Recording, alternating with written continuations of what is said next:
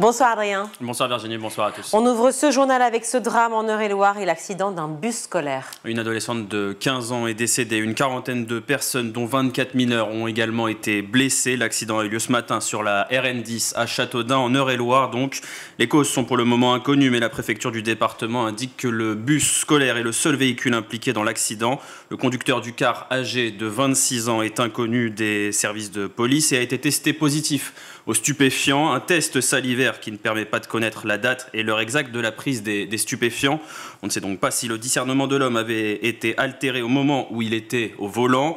Des examens complémentaires vont être réalisés. Il a été placé en garde à vue. Autre élément que l'enquête va déterminer, l'état de la route. Une départementale sinueuse et bordée par un fossé dont la dangerosité avait été signalée par le maire de la commune, Fabien Verdier. Je le cite, malheureusement, les interventions n'ont pas eu lieu. Réaction de la ministre de l'Éducation nationale, Elisabeth Borne. C'est avec une vive émotion et une immense tristesse que j'ai appris depuis Mayotte le décès d'une lycéenne de Châteaudun dans un accident de bus scolaire survenu ce matin, qui a également fait plusieurs blessés parmi les élèves transportés. J'adresse mes plus sincères condoléances à sa famille et à ses proches.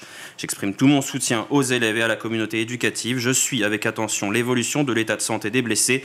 Je me rendrai auprès de la communauté scolaire du lycée Émile Zola lundi matin.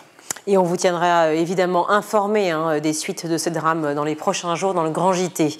Elisabeth Borne toujours, et la question de l'éducation sexuelle à l'école. C'est ce mercredi qu'était présenté son programme devant le Conseil supérieur de l'éducation. Il doit être mis en place à la rentrée prochaine dans tous les établissements scolaires, de la maternelle au lycée. Un sujet qui a fait débat, diviser la classe politique et les syndicats, notamment chez les plus conservateurs. Environ 150 amendements ont été déposés par les syndicats, justement. Parmi les principales requêtes figure la place des parents, des adultes prévenus en amont de la tenue et du contenu de ces séances obligatoires.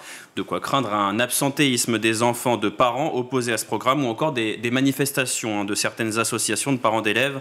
Mais pour Vincent est professeur de SVT et membre du syndicat SNES-FSU, il s'agit avant tout d'un progrès. Tant qu'ils n'auront pas compris que c'est collectivement que l'on arrivera à faire face aux problèmes actuels, c'est-à-dire est-ce qu'on va laisser les enfants face aux réseaux sociaux? Est-ce qu'on veut que ce soit les réseaux sociaux qui expliquent à nos enfants la sexualité? Est-ce qu'on veut que ce soit le porno qui soit expliqué, qui explique à nos enfants? Moi, je pense pas. Donc il faut une éducation à la sexualité, à la vie affective. C'est pas le porno et les réseaux sociaux qui vont expliquer le consentement, etc. Pour rappel, ce programme d'éducation à la vie affective et sexuelle sera tenu par des professeurs formés spécialement pour cet enseignement. Un programme qui prévoit 3 séances annuelles dans tous les établissements. Et l'enseignement, justement, on en parle dans cette étude de la Fondation de l'enfance qui s'inquiète du tout numérique à l'école. 61% des professeurs utilisent des outils numériques pour donner cours. C'est le résultat de cette enquête IFOP. Des tablettes connectées en cours, des devoirs récupérés sur Pronote ou d'autres plateformes en ligne. Autant d'écrans qui créent une dépendance chez les enfants. C'est ce que déplore Audrey Vinel, cofondatrice du collectif de lutte contre l'invasion numérique à l'école. Ça crée une obligation d'usage qui finit par faire croire qu'on ne peut rien faire sans avoir un écran. Ça normalise la surexposition. C'est grave et c'est contraire surtout à toutes les recommandations qu'il y a. Menée sur un échantillon de 601 parents et de 400 professeurs des écoles, l'enquête explique également que 63% des parents interrogés constatent que les écrans ont des effets négatifs sur leurs enfants. Nada, mère de 2 enfants, justement, connaît cette exposition à l'école. Alors à la maison, la télévision, ce n'est que le week-end. Ça peut les rendre vraiment passifs. Mathéo, il a un vocabulaire très enrichi. Je vois vraiment la différence avec d'autres enfants un peu collés sur les téléphones de leur mère, oui. Voilà, et quand les experts estiment que l'âge idéal pour équiper un enfant d'un écran est de 15 ans, près de la moitié des parents interrogés dans l'étude IFOP le situent entre 10 et 12 ans.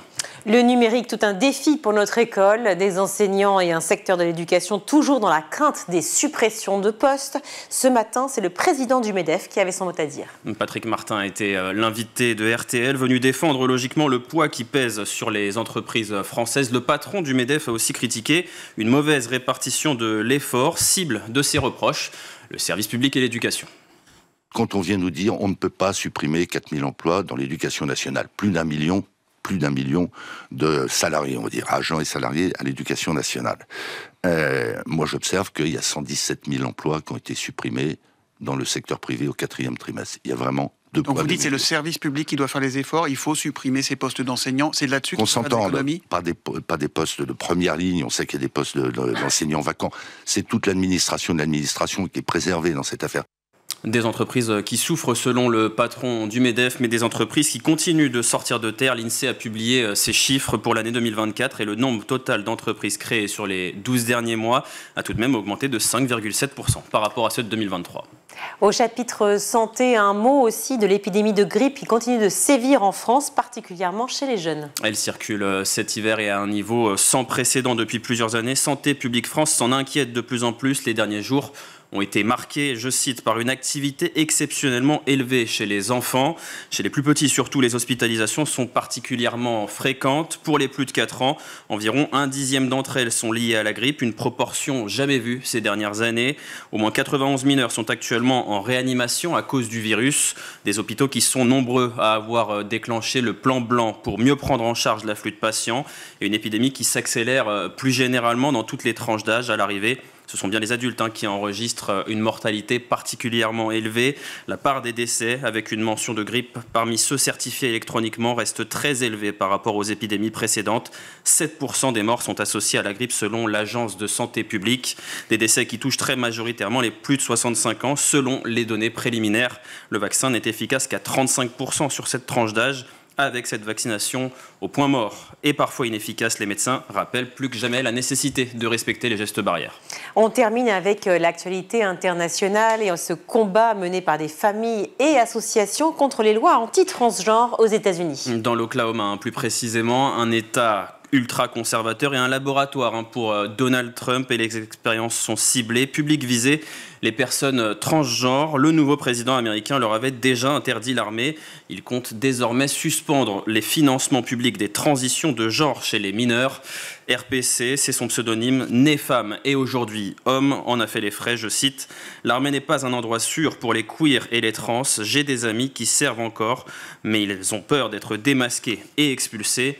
Le week-end dernier, j'ai eu une crise, j'ai tenté de me suicider. L'ami qui était avec moi a voulu appeler le numéro d'urgence réservé aux vétérans, mais je savais que ça ne servait absolument à rien de leur parler. C'est très dur de se dire qu'ils sont incapables de m'aider après tout ce que j'ai fait pour eux en tant que soldat.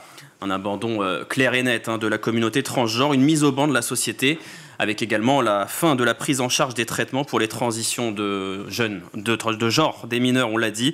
Et ce n'est que le début du nouveau mandat de Donald Trump au pouvoir pour les 4 prochaines années.